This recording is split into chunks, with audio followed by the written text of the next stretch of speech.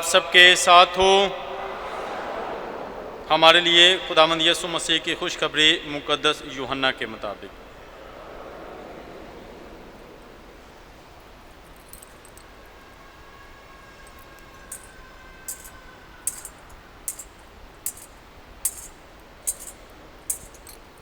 آٹھویں باب کی پہلی آیت سے سنتے ہیں۔ اس وقت یسوع کوہ زیتون کو گیا اور صبح سویرے پھر ہیکل میں آیا اور سب لوگ اس کے پاس آئے اور وہ بیٹھ کر انہیں تعلیم دینے لگا۔ تب فقیہ اور فریسی ایک عورت کو لائے جو زنا میں پکڑی گئی تھی، اور اسے بیچ میں کھڑا کر کے اسے کہا، اے استاد، یہ عورت زنا میں عین فعل کے وقت پکڑی گئی ہے۔ موسیٰ نے تو شریعت میں ہمیں حکم دیا ہے کہ ایسوں کو سنگسار کریں، بس تو کیا کہتا ہے؟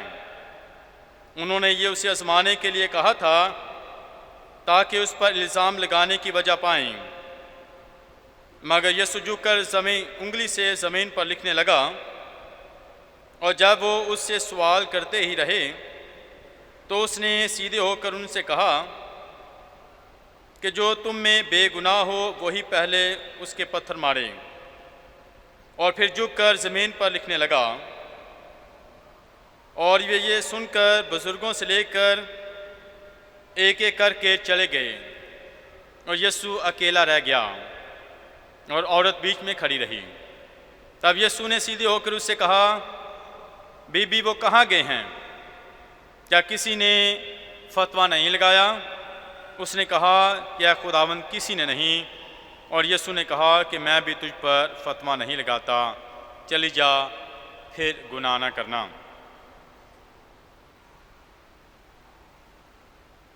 پاک انجیل کے وسیلہ سے ہمارے گناہ معاف کیے جائیں۔ مسیح خداوند میں نہایت عزیز مومنین، روزوں کے دوران 5ویں اتوار کی عبادت میں شامل ہیں، اور روزوں کے ایام ہمیں توبہ کی دعوت دیتے ہیں، رحم کرنے اور دوسروں کی مدد کرنے۔ اس کے ساتھ ساتھ کہ اپنے ضمیر کا امتحان کریں، اپنے آپ کو جانیں، اپنے آپ کو پرکھیں، اپنے اندر جھانکنے کی دعوت دی جاتی ہے۔ آج کی تلاوتوں میں ہمیں رحم کا سبق دیا جاتا ہے کہ ہم ایک دوسرے پر رحم کریں۔ جانوروں میں سے ہاتھی جو ہے، جب پانی پیتا ہے تو پانی کو پہلے ہلاتا ہے اور پھر وہ پانی پیتا ہے، کیونکہ جب وہ پانی پینے لگتا ہے تو رکے ہوئے پانی میں اسے اپنا چہرہ نظر آتا ہے، اپنا فیس نظر آتا ہے، اور اسے ڈر لگتا ہے، خوف آتا ہے کہ شاید کہ کوئی اور ہاتھی ہے، شاید کوئی اور مجھ پر حملہ کرے گا، کوئی اور مجھے پریشان کرے گا۔ تو وہ کیا کرتا ہے؟ وہ اسے پانی کو ہلاتا ہے تاکہ اسے کسی کا چہرہ نظر نہ آ سکے اور وہ آسانی سے پانی پی سکے۔ اسی طرح ہر انسان روزوں میں اسے دعوت دی جاتی ہے کہ وہ آئینے میں دیکھے تاکہ اپنے آپ کو جان سکیں، آئینے میں دیکھے تاکہ وہ اپنے گناہوں کو پہچان سکیں۔ اور انسان کی کوشش ہوتی ہے کہ وہ خود آئینہ نہ دیکھے بلکہ وہ دوسروں کو آئینہ دکھائے۔ انسان کی کوشش یہ ہوتی ہے کہ وہ خود شیشہ نہ دیکھے بلکہ وہ دوسروں کو شیشہ دکھانے کی کوشش میں رہتا ہے کہ تو ایسا ہے، تو ویسا ہے، تو ایسے چلتا ہے، تو ایسے دیکھتا ہے، تو ایسے بولتا ہے۔ اور آج کی تلاوتیں ہمیں بتاتی ہیں کہ اسی خود بھی شیشہ دیکھیے، ہمیں خود بھی آئینہ دیکھنے کی ضرورت ہے کہ میں کیسے چلتا ہوں، میں کیسے بولتا ہوں، میں کیسے کام کرتا ہوں۔ اپنی زندگی کو غور کرنا، اپنی زندگی کو پرکھنا، اپنے ضمیر کا امتحان کرنا کہ مجھ میں کون سی غلطیاں ہیں، مجھ میں کون سے گناہ ہیں، اپنے آپ کو دیکھنا۔ تو آج کی تلاوت ہے کہ ہمیں شیشہ دیکھنے کی ضرورت ہے۔ جب تک شیشہ نہیں دیکھیں گے تب تک آپ اپنے آپ کو جان نہیں پائیں گے۔ شیشہ کیوں نہیں دیکھنا چاہتے ہاتھی کی طرح؟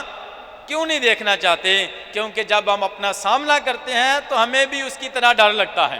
جب آپ کسی کے بارے میں بات کریں تو ہمارے پاس گھنٹے بھی کم پڑ جاتے ہیں، 1-2 گھنٹہ بھی کم پڑ جاتا ہے۔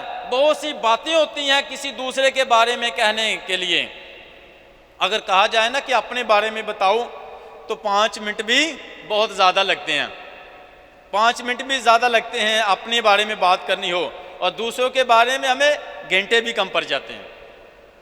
بہت سی باتیں ہوتی ہیں، کوئی پاس نہیں تو اس کے بارے میں بولتے رہتے ہیں، اچھا ٹائم ختم ہو گیا، پھر دوسرے دن بیٹھیں گے تو پھر اس کی بات کریں گے، ابھی بھی باتیں ختم نہیں ہوئی، اس کی باتیں ختم نہیں، بہت باتیں اس کے بارے میں، ہمیں اس میں ساری خامیاں ہی نظر آ رہی ہیں، برے کام ہی نظر آ رہے ہیں، کوئی اچھی بات نظر نہیں آ رہی، کیونکہ ہم دوسروں کو شیشہ دکھاتے، اپنا نہیں دیکھتے۔ ہمیں خود بھی شیشہ دیکھنے کی ضرورت ہے، اپنے ضمیر کا امتحان کرنے کی ضرورت ہے، تاکہ ہم نئے ہو سکیں۔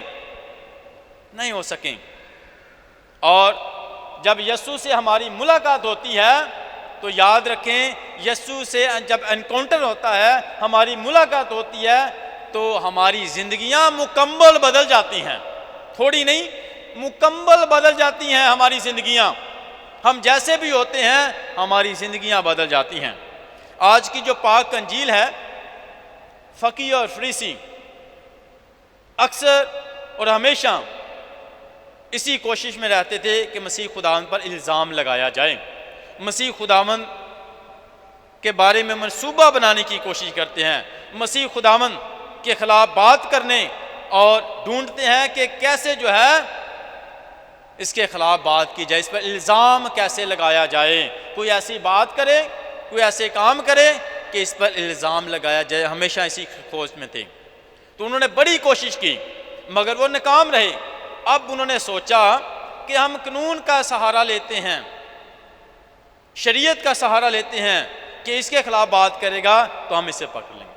اب وہ قانون کے حوالے سے آتے ہیں، شریعت کے حوالے سے آتے ہیں، اور جب مسیح خداوند ہیکل میں تعلیم دے رہے تھے، بہت زیادہ لوگ تھے، تو فقیہ فریسیوں نے موقع کا فائدہ اٹھایا، جلدی سے یسوع کے پاس آ گئے ایک عورت کو لے کر، اور کہا کہ اے استاد، اسے استاد کہا کیونکہ وہ تعلیم دیتا ہے، استاد کہا کیونکہ اب اسے پکڑنے کی کوشش میں ہے کہ یہ استاد ہے، اب اس پر الزام لگے گا۔ اے استاد، یہ عورت عین فعل کے وقت زنا کرتے ہوئے پکڑی گئی ہے، اور انہوں نے کہا کہ شریعت میں یہ لکھا ہے، موسیٰ نے یہ حکم دیا ہے، یہ قانون ہے، جو اخبار کی کتاب اس کے 20ویں باب کی 10ویں آیت میں لکھا ہے، اگر مرد اور عورت زنا کرتے ہوئے پکڑے جائیں تو دونوں کو مار دیا جائے، دونوں کو مار دیا جائے۔ یہ شریعت کہتی ہے، یہ قانون کہتا ہے۔ اب ان کے ذمہ قانون کے خلاف کیا بات کرے گا؟ اب تو قانون کے خلاف جب بولے گا تو ہم اسے پکڑ لیں گے۔ جب کہے گا کہ اسے مار دیا جائے تو پھر بھی اس پر الزام لگے گا کہ یہ تو استاد ہے جو رحم کی تعلیم دیتا ہے، معاف کرنے کی تعلیم دیتا ہے، یہ تو اپنی تعلیم کے ہی خلاف بات کر رہا ہے، یہ تو رحم اور معاف کرنے کی تعلیم دے رہا ہے اور یہ اپنی تعلیم کے خلاف بات کر رہا ہے اگر وہ کہتا ہے کہ مار دیا جائے۔ اگر یہ کہے گا کہ چھوڑ دیا جائے تو پھر کہیں گے یہ قانون کی تابع داری نہیں کرتا، شریعت کو نہیں مانتا، یہ سچا جو ہے یہودی نہیں ہے، یہ قانون کو نہیں مانتا، شریعت کو نہیں مانتا، یہ موسیٰ کا جو قانون ہے یہ اس کی تابع داری نہیں کرتا، مانتا نہیں، یہ سچا جو ہے یہودی نہیں ہے، تو اس کے خلاف بات ہوگی اور لوگ اس کے خلاف ہو جائیں گے۔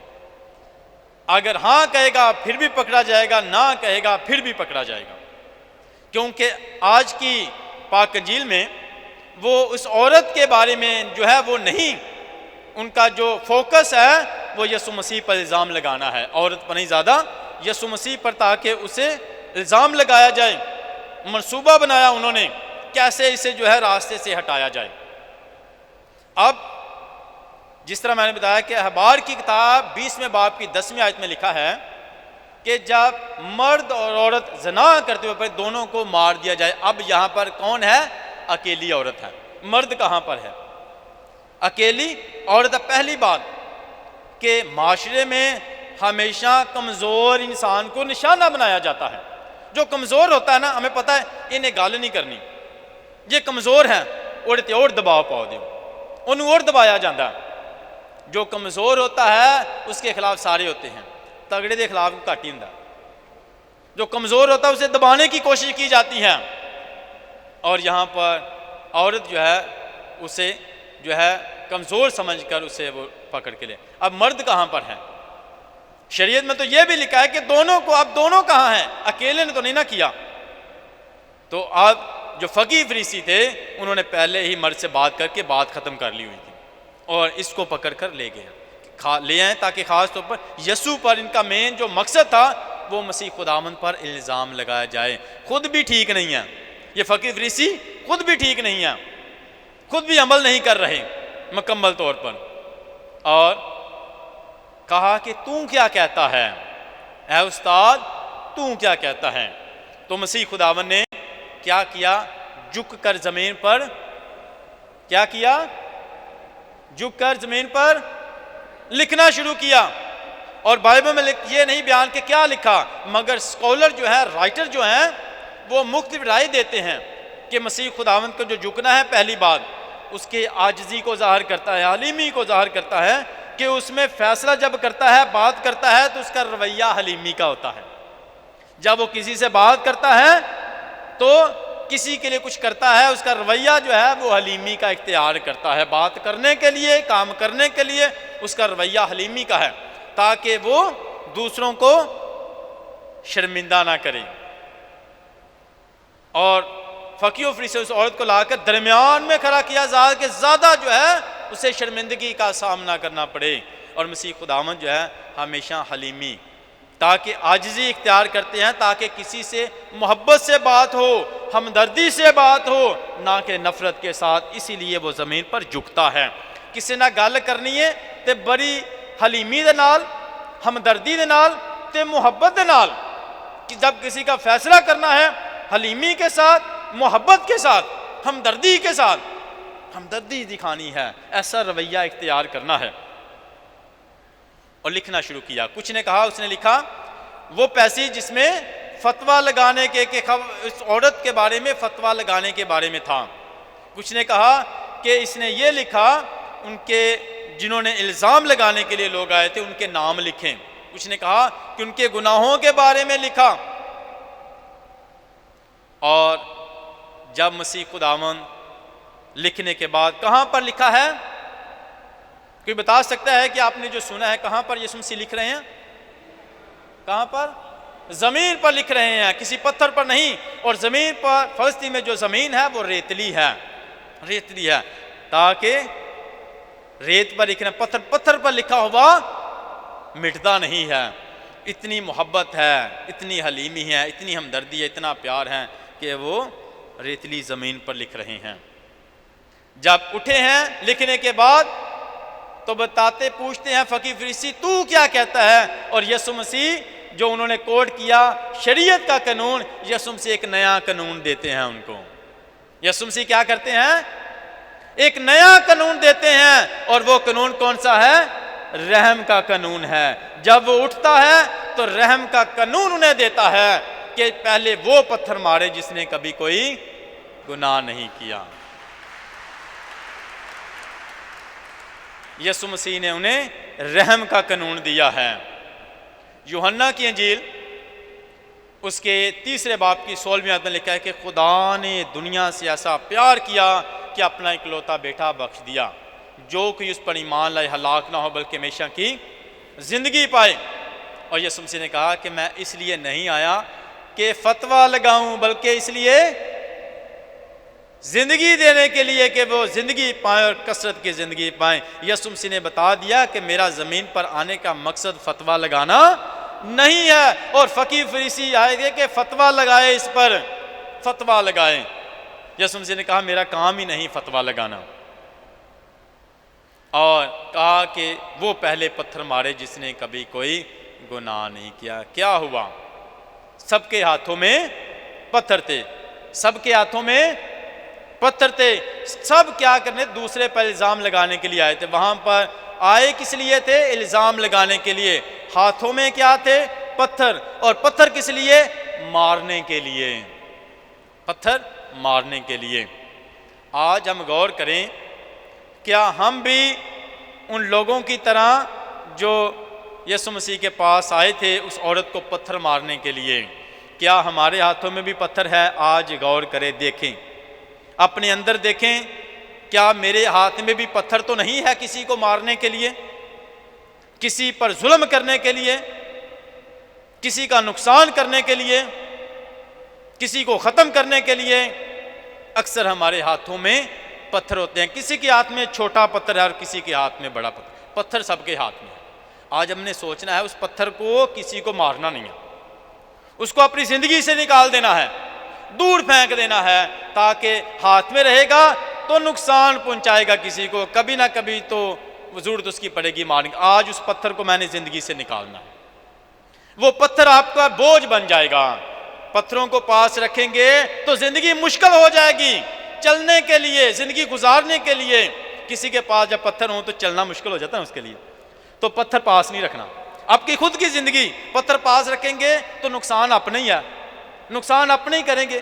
کہتے ہیں کہ جب سفر کرنا ہے تو لائٹ ہونا چاہیے، چیزیں نہیں پاس ہونی چاہیے، تاکہ آپ آسانی سے چل سکیں، تیزی سے چل سکیں، اچھے طریقے سے چل سکیں۔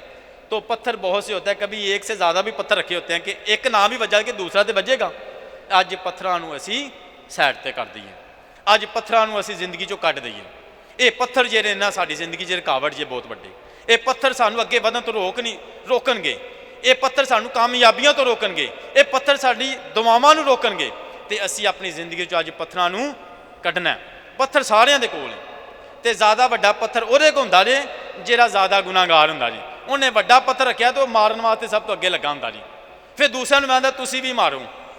اس جڑا سب تو وڈا گناہگار ہوندا ہے اور پتھر بھی وڈا ہوندا ہے تو لین چ اگے بھی لگا ہوندا ہے تے دوسرے نوں کہندا تسی بھی مارو پتھر، تسی بھی مارو۔ جنہاں دے ہاتھ نہیں انہاں نوں کہندا تسی بھی چکو پتھر، ان تانوں سمجھ لگ جائے گی۔ تے جڑا دوسرے نوں آندا پتھر مارو وہ وڈا گناہگار ہے، وہ دا پتھر بھی وڈا ہے تے وہ دوسرے نوں ہمیشہ ہی کہے گا تسی مارو۔ جہਦੀ زندگی چ پتھر نہیں وہ دوسرے نوں بھی نہیں آندا، وہ دوسرے نوں کہندا تساں بھی پتھر نہیں رکھنا، چکنا نہیں، پتھر نہیں چکنا۔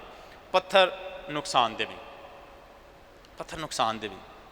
اج ویکھیے میں اپنی زندگی چوں پتھر کریں، نفرت دا پتھر، حسد دا پتھر، غصے دا پتھر، بدلے دا پتھر، اج پتھراں نوں کڈ دئیے اپنی زندگی دے وچ، تہاڈی زندگی بڑی اچھی ہو جائے گی، تہاڈی زندگی اچھی ہو جائے گی۔ کوئی کسی دا نقصان نہیں کردا، اسی اپنا نقصان آپ ہی کرنا جدوں اسی پتھر لے کے لگے پھرنے ہاں،